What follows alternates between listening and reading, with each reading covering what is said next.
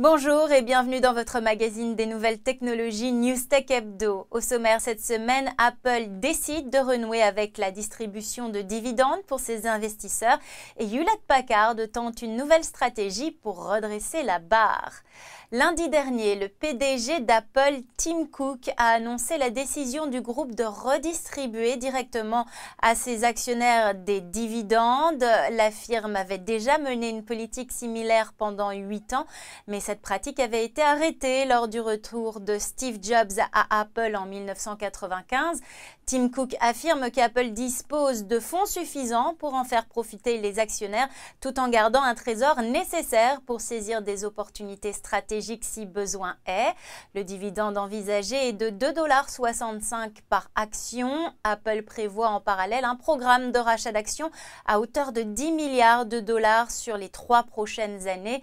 Après cette annonce, les analystes ont maintenu leur avis positif sur le titre Apple. En bref, on reste chez la firme à la pomme et on se tourne vers le nouvel iPad lancé la semaine dernière. Les premiers utilisateurs évoquent une température très élevée de l'appareil. Le site spécialisé CNET note qu'après 15 minutes de consultation de vidéo, la température monterait jusqu'à 34 degrés. Le site néerlandais Tweakers indique de son côté que le nouvel iPad serait plus chaud de 5 degrés Celsius par rapport à l'iPad 2. Selon Apple, le nouvel appareil est plus performant tout en respectant les normes thermiques.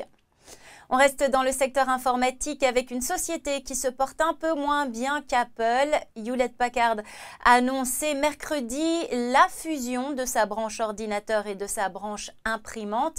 Il y a quelques mois, l'entreprise parlait de se débarrasser tout simplement de ses activités ordinateurs. C'est donc une stratégie qui tranche la poire en deux et va permettre de faire des économies. Mais les analystes se montrent sceptiques. Certains ont parlé d'une volonté de masquer les faiblesses de l'activité PC. La directrice générale Meg Whitman a d'ailleurs reconnu que le groupe avait de vraies difficultés financières et qu'il mettrait un peu de temps à s'en sortir. Autant dire que les investisseurs n'ont pas apprécié. Mercredi soir, le titre Hewlett-Packard a perdu 2,2% à Wall Street. Newstech Hebdo, c'est tout pour aujourd'hui. Je vous retrouve la semaine prochaine pour un autre magazine technologique avec NYFP.